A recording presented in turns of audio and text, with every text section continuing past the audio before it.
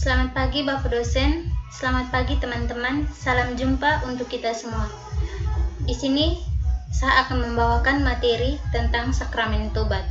Sebelum melanjut ke materi, saya akan memperkenalkan diri. Nama saya Hermina Atris Naleu, biasa dipanggil Atris. Saya dari semester 4A.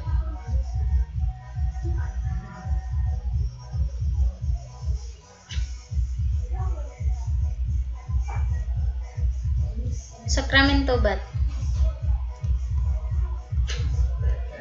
Pengertian sakramen tobat. Sakramen pengampunan dosa atau rekonsiliasi adalah salah satu dari dua sakramen penyembuhan. Sakramen ini adalah sakramen penyembuhan rohani dari seseorang yang telah dibaptis, yang terjauhkan dari Allah karena telah berbuat dosa. Dosa adalah perbuatan cinta kasih Tuhan dan sesama. Setiap dosa berarti manusia menjauhkan diri dari Tuhan. Dosa dilakukan secara sadar, dengan sengaja, atau diinginkan, dan dalam keadaan bebas akan berakibat merugikan orang lain dan diri sendiri, serta merusak hubungan dengan Tuhan. Gereja melalui mereka yang memiliki kuasa para rasul menjadi saluran rahmat pengampunan dan pendamaian Allah dalam sakramen pengakuan dosa atau sakramen tobat. Yang dituntut dalam sakramen tobat bukan sekedar rasa sesal dan air mata, melainkan metanoia atau perubahan hati dan seluruh sikap hidup. Yang diminta Allah dari manusia adalah niat baik dan usaha pertobatan yang dilakukan manusia. Allah selalu siap menerima orang yang bertobat.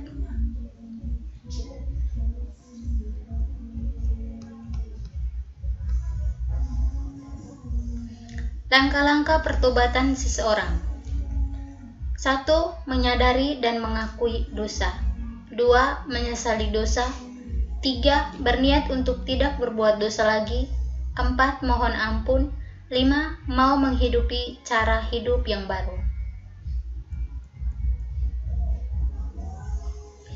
Makna sakramen tobat. Melalui sakramen ini, orang kembali kepada Tuhan, kembali kepada kehidupan yang benar. Sakramen ini bekerja sama dan menyatu dengan daya penebusan Yesus Kristus, sehingga mendekatkan orang dengan Kristus. Sakramen ini membantu orang untuk mengatasi dosa ringan. Nilai sakramen yang diterima ini perlu diwujudkan dalam hidup sehari-hari. Dosa bukan hanya urusan pribadi saya dengan Allah, melainkan berkaitan dengan lingkungan masyarakat dan dunia kita. Manfaat sakramen tobat.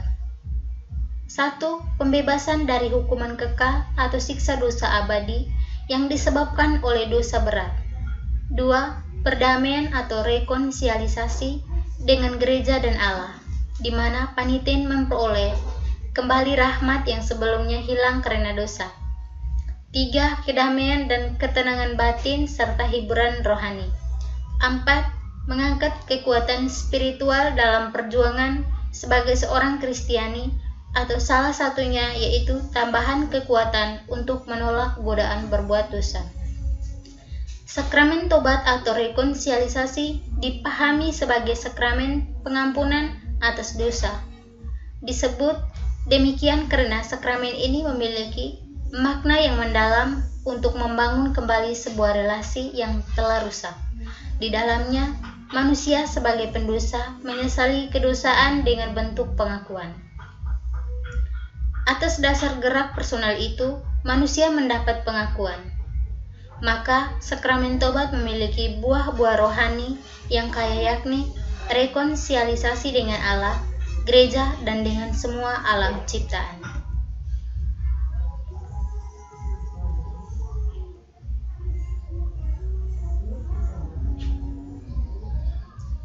Tujuan sakramen tobat. 1. Memahami hakikat sakramen tobat atau pengakuan dosa dan pentingnya bagi keselamatan. 2. Mengerti buah-buah sakramen pengakuan dan efeknya dalam kehidupan umat beriman. 3. Mengerti tentang materi dan forma dari sakramen tobat. 4.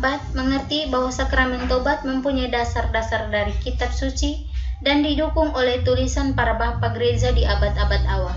Kelima, mengerti bagaimana mempersiapkan pengakuan dosa yang baik. Yang berikut pelayanan sakramen tobat. 1. Pelayanan yang sah. Pelayanan sakramen rekonsiliasi disebut juga bapa pengakuan adalah para imam tertabis yang sah. 2. Pelayanan antar gereja. Kitab Hukum Kanonik mengatur mengenai penerimaan sakramen rekonsiliasi antar gereja, di mana seorang pelayan Katolik dapat menerima sakramen ini kepada peniten dari gereja partikular yang berbeda yang dalam persekutuan penuh dengan uskup Roma. 3. Gereja timur yang tidak dalam persekutuan penuh dengan gereja Katolik, yaitu seandainya peniten tersebut menurutnya dengan sukarela dan dalam keadaan layak. 4. Umat Kristiani tanya yang tidak dalam persekutuan penuh dengan gereja Katolik, yaitu seandainya ada bahaya kematian atau menurut penilaian uskup ada keperluan berat yang mendesak. Pelayanan sakramen tobat biasanya diberikan gereja lewat imam atau romo. Biasanya ada sekurang-kurangnya 2 kali dalam setahun gereja memberikan pelayanan sakramen tobat, yaitu pada waktu masa Prapaskah dan masa Advent. Bagi umat Katolik yang menerima sakramen tobat adalah cara untuk memperoleh pengampunan dan didamaikan dengan gereja dengan imam atau romo. Imam atau romo dapat memberikan pelayanan sakramen tobat atas kuasa yang diberikan Yesus kepadanya.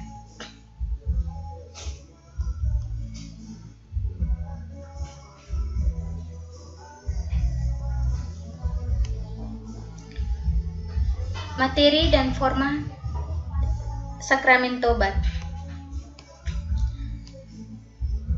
Materia pertama, tindakan peniten yang berkenaan dengan dosa yang ia sesali, akui, dan mau ia perbaiki atau pertobatannya secara langsung.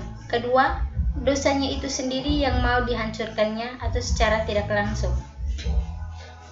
Forma, perkataan absolusi dari imam, yaitu Allah Bapa yang Maha Murah telah mendamaikan dunia dengan dirinya dalam wafat dan kebangkitan putranya.